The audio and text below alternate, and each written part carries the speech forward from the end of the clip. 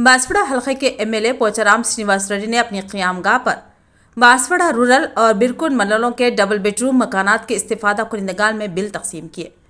इस मौके पर बांसवाड़ा देही और बिरकुन मंडलों के अवामी नुमाइंदों, कायदीन, ओहदेदारों और इस्तिफादा कुनिंदगान मौजूद थे।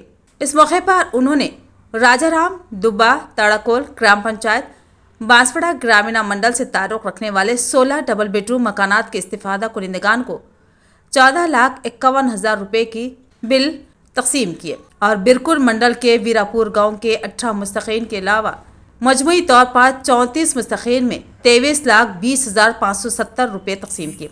ये स्कीम रियासती हुकूमत के अवामी फलाही मंसूबों का एक हिस्सा है, जिसका मकसद गरीब खानदानों को रिहाइश की बेहतर सहूलत फराहम करना है।